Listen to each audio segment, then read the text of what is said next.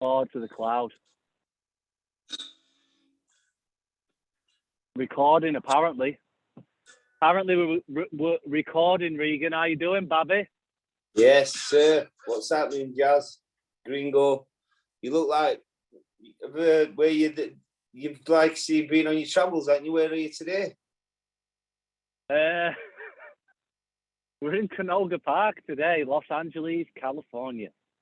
Wow. I tell you what.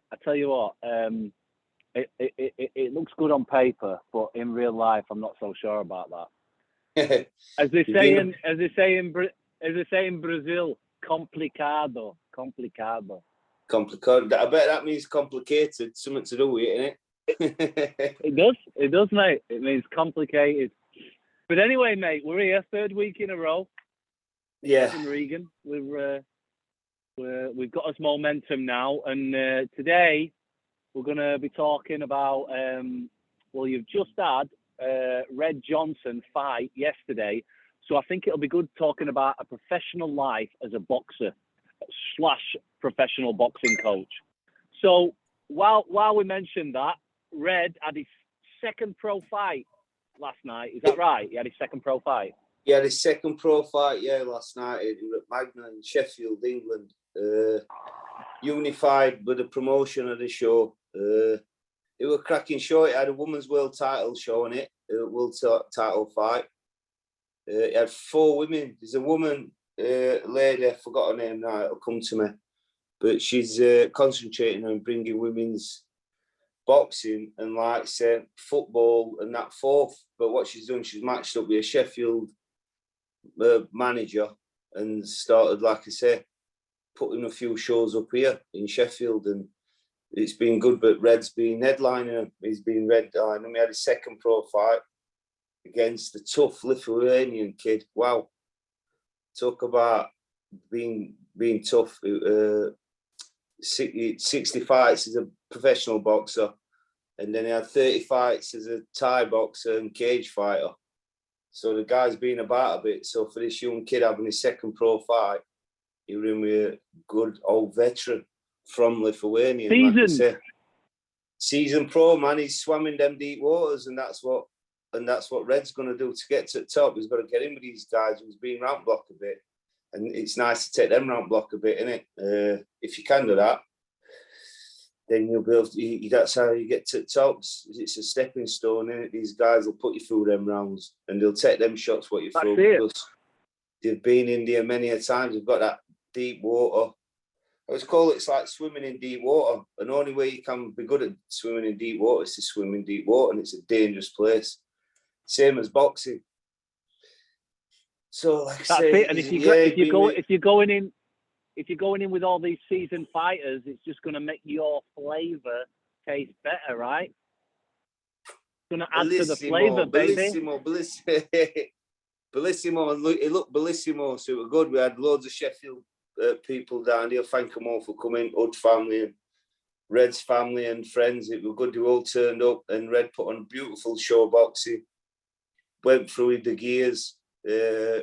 Showed class and charisma. It's not that the second fight now, we're really warming into things. It's you can see there's a lot more to come, and it's only the beginning. I mean, he's a young fighter, I'm a young trainer, so it's exciting. And like I said, there's nobody who don't want to work with me. I can work with a lot of people, but we've got this team what we're working with now, and it seems to be working. So just keep moving forward, innit?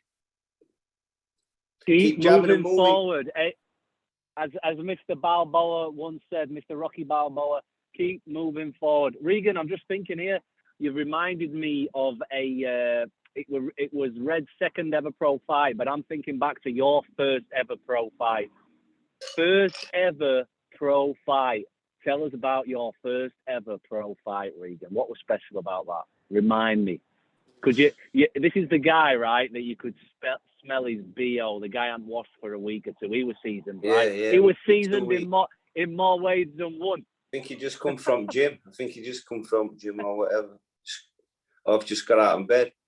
Another season pros run about Red with these season fighters, and I were in there with one of them season fighters. My first fight was for Frank Warren on a Sky Sports, and Johnny Nelson were headlining it for world title.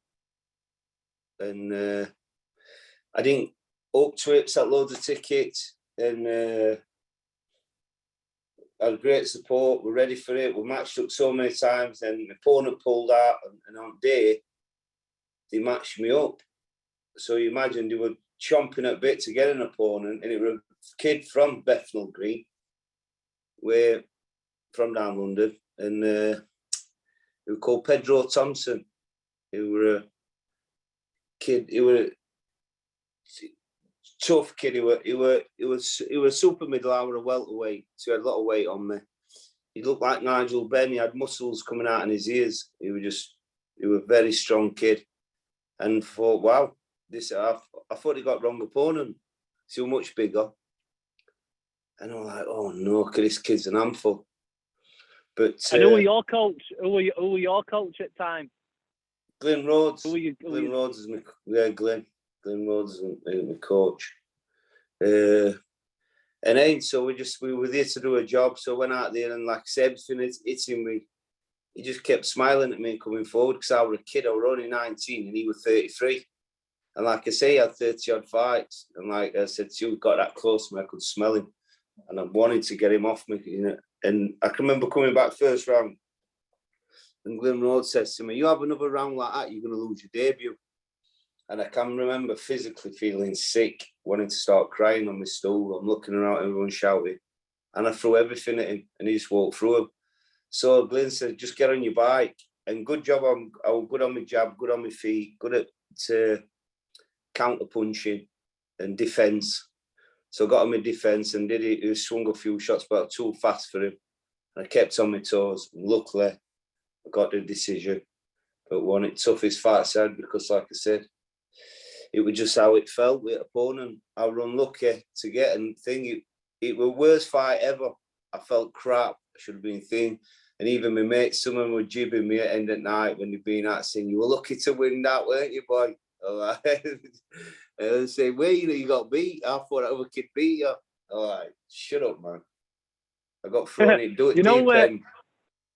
It's funny how you remember his name, Pedro Thompson. You can remember everything. I'll never forget it. Is it a bit like? I used to watch it. Is it a bit like for a fighter? Is it a bit like that's it? Your first fight, you'll always remember your first pro fight. You'll never forget. Yeah, definitely. It's traumatic. It's traumatic, and it's something very, very traumatic.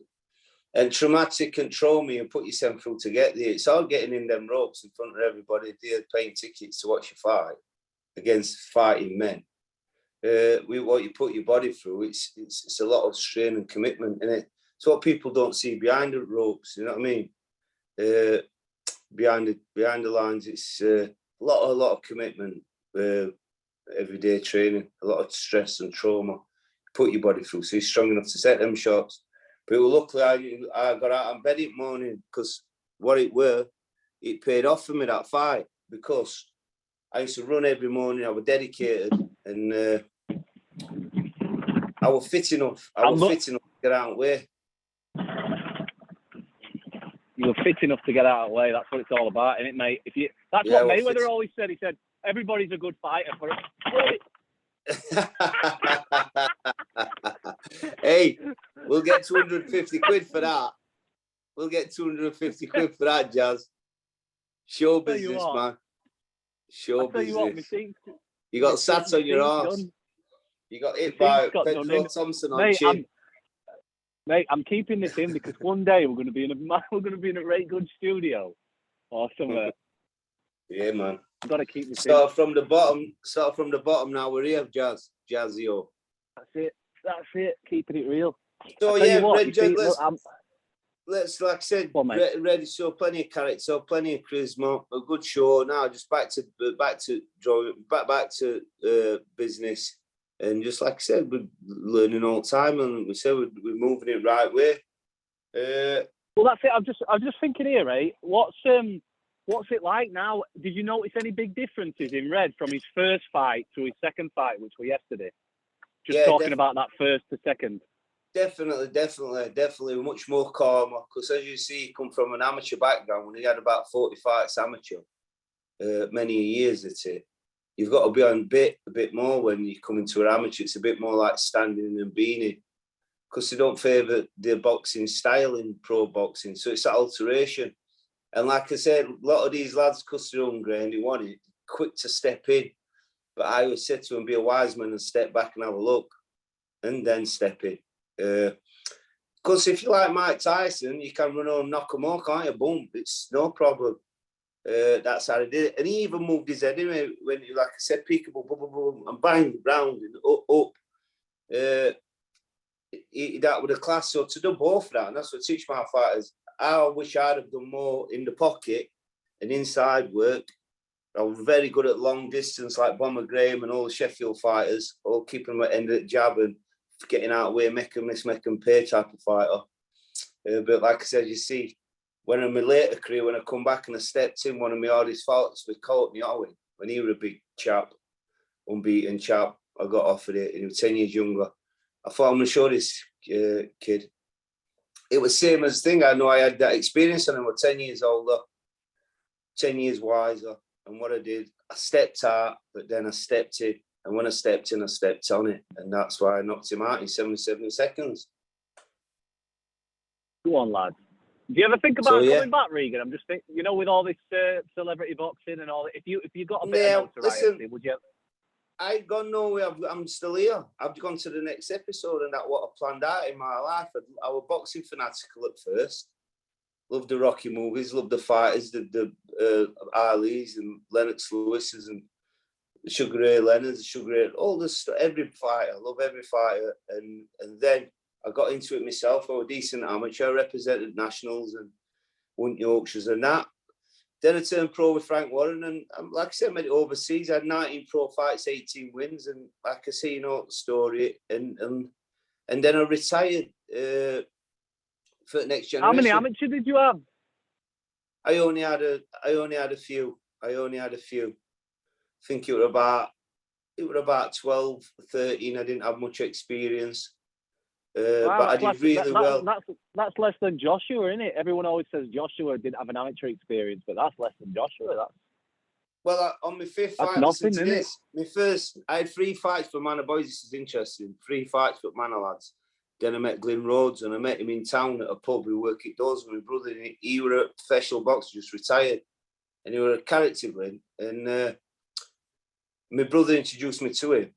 And I can remember everyone, there's all these big fellas on door, and there was this kid, great thin with a donkey jacket, and he looked like Del Boy off on Falling Fools and Horses, with all these big meatheads on door.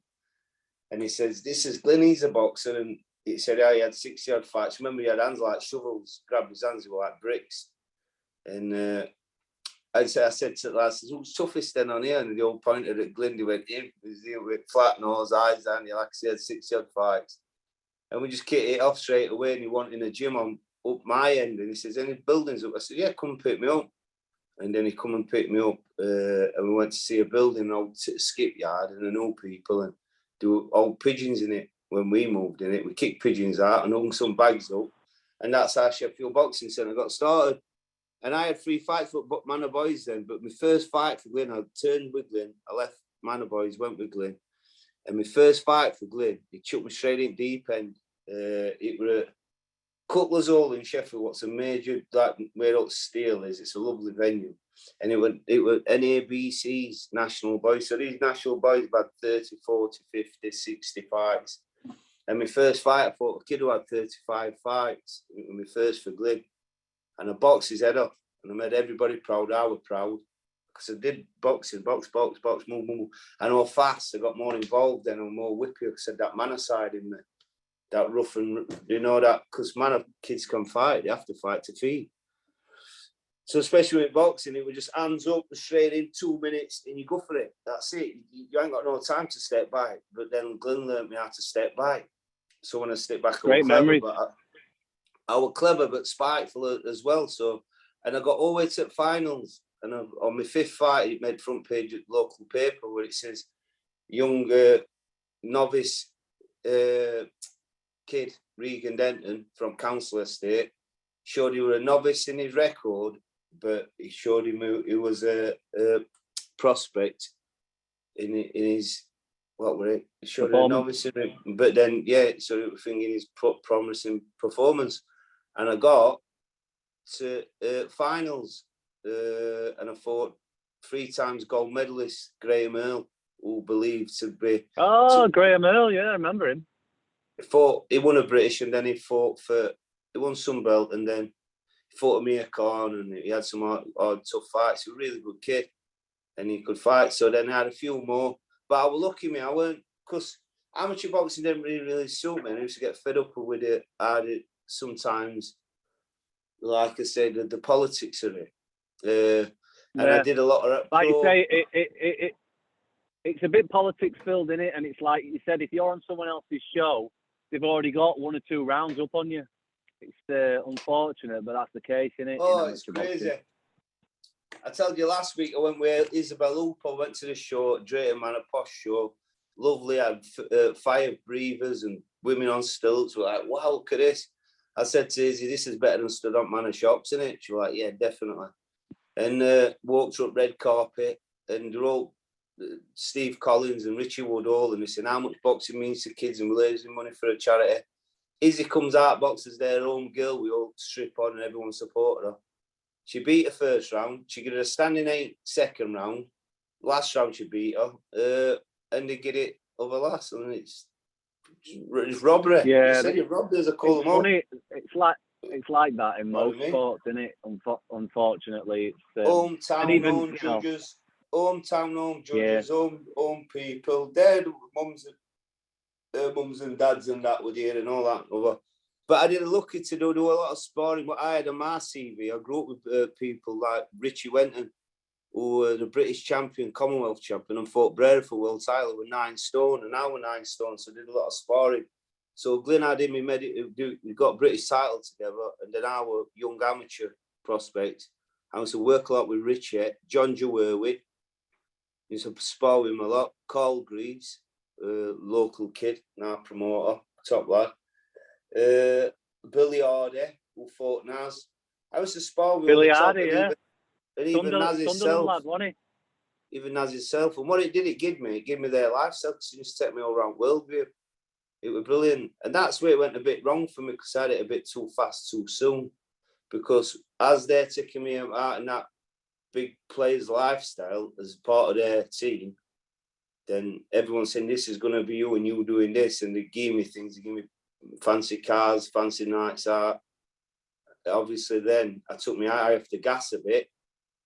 And then I should have had more amateur fights. I should have had more amateur fights, more experience, and then turn pro. I was too young. That's why it was a bit thing with Pedro, because he were a man, I was a kid.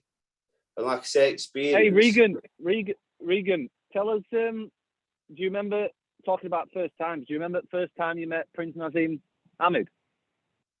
Yeah, I do, yeah. I've known him years, though. I've known him years. I can remember seeing him, I've seen him at, like, Collie Club or Manor Top, or seen him in town. When was the first time you interacted with him? Because you got on, didn't you? He took you under his wing a bit. So when was the first time you met him? What was that? When he fought with McCulloch, he were at Caesar's Palace at Atlantic City. He was fighting Wayne McCulloch, and as I was saying about Richie Wenton, he was fighting Barrera at the Atlantic City, Caesar's Palace. It was on Halloween, I won't forget it. And you can remember that mad entrance where Naz walking out punching tombstones down and that. What do you call it? So Richie was there fighting Barrera, and he was fighting Wayne McCulloch. And the fight where he beat Wayne McCulloch, and then he had Barrera in after, because Barrera was the number 1, weren't he? So that's why they wanted to show Barrera on Bull to say, hey, look at Barrera and him, who is the champion at world. And that's how they did it. It's funny, isn't it? Bring him, they let him beat Richie. Richie was a good kid, but that kid was world class. You know what I mean? Richie was a good fighter, British champion, European, but he had a lot of go off in his life. When he fought for British, God love him, he fought a good kid, Bradley Stone, and Bradley Stone lost his life, God love him. So it messed him up a bit. He could tell after that he was never the same fighter. And then they offered him Barrera a fight. He weren't as hungry.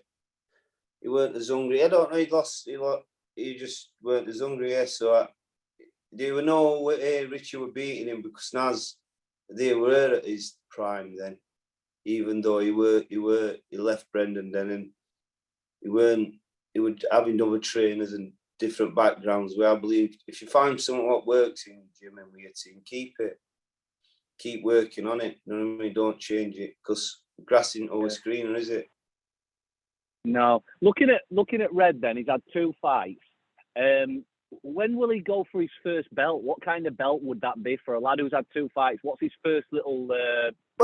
After you don't rush magic, and that's what I learned, because I was rushed, and I learned that that's what's made me a great trainer, manager, and promoter, and everything in boxing. Where I was rushed too fast and it was too fiery to walk. You know what I mean? It's a slow process, making good wine, good whiskey, everything, portraits, music. It's all time. You've got to take your time, ain't you? I'll tell you that story with Big Bull. You know that story with Big Bull and Little Bull, don't you? That stood at top of the hill. No, go on, tell us it. Big Bull, Little Bull. No. Yeah, there were 2 right sunny days. They're walking through pastures, and it was a really sunny day, and they're walking up, and that Little Bull turns to Daddy Bull. He says, "Hey, Dad, let's run down here and nail one of them daisy cows." He says, "No, son, let's walk down and nail them all." Hey! So that says, don't run down and do one of them, walk down and do them all. So it's like, it's a joke aside, that one of Rockies, that, wasn't it? Was it? We've got to take his time. We're just taking his time, nice and easy. Like I said to even amateurs, I'd rather have meet Jim than out fighting if it in rate shows, rate matches. But we've run on to a good thing. We're going to start hosting shows at the Hood. So we're going to be self-contained. People come to us, and we'll get out of the dinner hall, go back into the sports hall, and then I'm going to use the big dinner hall. I'm going to host local and international shows down there, because we're going to give it away. We're charity. We're going to give it away to everybody. All them for money that we're going to give it away, but we'll charge on door. All goes into our charity. We'll sell us hot dogs and we'll have a good night. We'll raise money for good causes, good charities. Other boxing gyms coming together, supported by the people. It's just a winner, isn't it? We'll do a big episode on that, because there'll be more to come. There'll be more to come about that. I've seen Red. I'm looking for an MC for sure. Like, let's get ready to rumble, or let's get it on. So I think you'll look mint in a dicky ball, suit on. That's it. And you've got to think of a phrase. We could get viewers to ask what phrase you could say. Like Michael Buff says, let's get it on. Let's get ready to rumble. Make thing Mills, and we could and we could say it on night, and we'll podcast it, because we're going to have a link. Comment with a phrase. Comment with a phrase that could be the catchphrase for the Hood MC. First boxing show. And the winner gets 2 tickets. Boom, baby. 2 tickets. I've seen Red doing some sparring in the Hood, which is important, right? The sparring that goes on between the fighting, you can learn a lot. He was sparring when I came to see him. He was sparring that lad who were in Prize Fighter. He's a pro, right? The lad from Sheffield. Ricky Reed started from me. Yeah, Ricky Reed started as 5 amateur with me, I think, a few. And then he turned professional with Ryan Rhodes. Good kid. He was in that, like, something like a prize fight. Winner gets 60 grand. But good, strong kid. GB runner, GB athlete. So you've got to be fit to get in that. Will you get phone calls from professionals now saying, "Oh, that Red Johnson, we've seen him. Does he want to come and spar with X, Y, Z, Z?" Or do they start asking for Red? Or do you offer your services? Or well, I think as you met me, I've been about in boxing now for 33 years. Frontline, boxed, now trained in deep in the belly, in the bowels. There's nobody who don't really know me in boxing, or I don't know. I know everybody, and I haven't fun. That's how I met you. Mr. Ingle phoned me, asked me if we'd spar with Bradley. Things will come up, and you were doing a podcast, and I met you. So there's no one we don't know. Yeah. So long as we're doing the good work, and we're making the products. And like I said, Red's a product now, and like I said, people are buying the product, supporting the product, and like I say, it's producing in the right way with the right team behind him. So it's just about pushing him forward. One step at a time, nice and easy, no rush. He's only young. I'm a young trainer. There's no rush, and you don't rush magic. You cannot rush magic, and it's so true.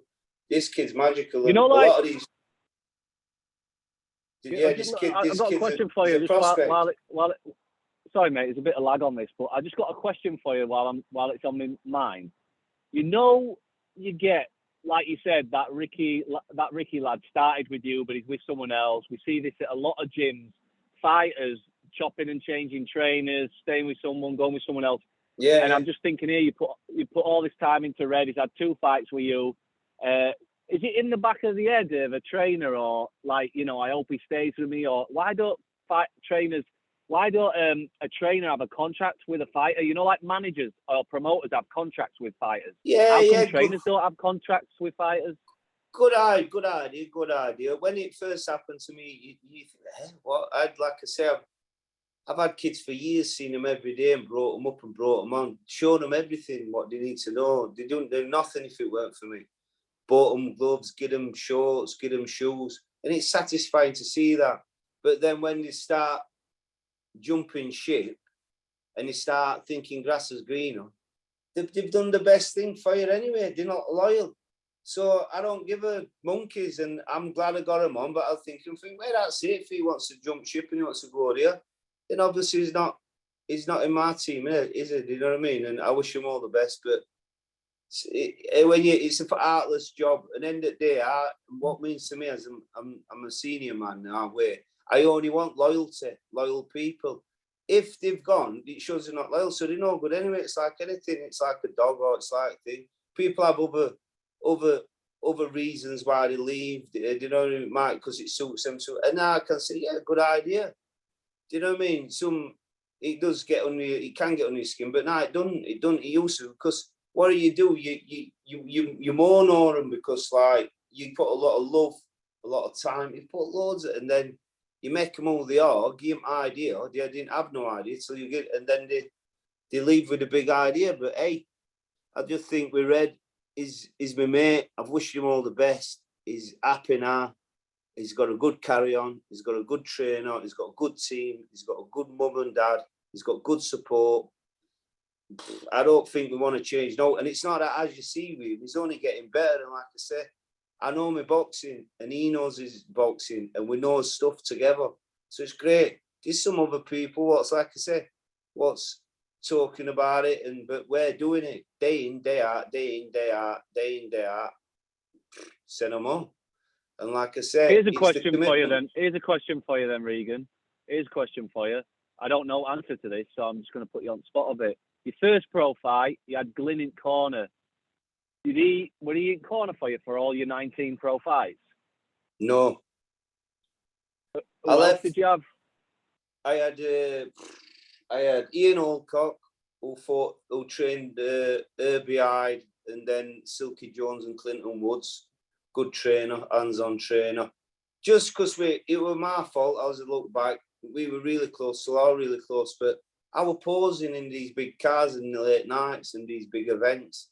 I weren't in gym, and that's where Glyn says, it's like you're driving Miss Daisy, because I'm driving them about in these big cars. And you're 100% right, because when I went with them, it all went tits up. It was a good experience, but I didn't get nowhere then in my boxing career. It was like the lifestyle of being a boxer. That's what I was playing, but I weren't getting out in bed in the morning. It's hard to get up when there's got somebody laid on the shirt, innit? Get out like that. Get off me. Leave me. You've got so much experience, Regan. You've got so much experience to give. This is why you're fighters, and whether they're amateurs, whether they're pros, or whether they're just people coming into that gym, you've got so much to give. That's the thing about you. You're not one of these boxer size coaches. You're not one of these Instagram coaches. You're not one of these Twitter coaches. You're not one of these, you know what I mean? These talk about it but don't be about it. You've got experience, so much experience to give, and that's why when you say something, it's going to carry so much weight. I think Red's a lucky lad right now with 2 fights in. When he comes to that corner, it's a safe corner. It's not a show pony corner. You're there because you've earned your seat at that corner, right? You've earned it. Definitely. I'm in there. It's like a game of chess, and I'm good at watching that game of chess, game of poker, game of cards, Game of Thrones. I've been there, seen it. I've seen it with myself, being a kid as an amateur at local gyms like Manatop, and then making it to nationals and elite, and then moving on professional with me, myself, boxing at great venues like Bethnal Green, Ponsforge, Arena, Don Valley, Barnsley Metrodome. I've been some big shows. Everyone's been a big show.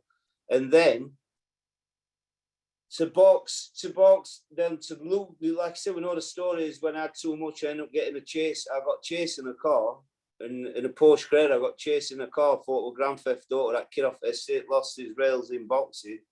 And then I ended up getting 2.5 years in jail. That's another story. Sat down for 2.5 years. I think I had about 15 pro fights then, my amateur career and this and other. And I just said, I can't believe what situation I got myself into now. And it was because I was rushing it, and it rolled too hot, too fast. And when it all got took away, I fell back on. I just fell back on my arse. But guess what? I picked my son up. I got back healthy, back well, back in gym, back doing what I'm doing. And now I had 7 fights back. I got offered a European weight, a Bugliani, a copper box. I offered big things. But you know what? The best thing I did was bow out, because I showed. But it was good to me to get back. But I thought, it's not about me now, it's about the next generation. And that's why I went through what I went through. The best years probably might have been in front of me or behind me.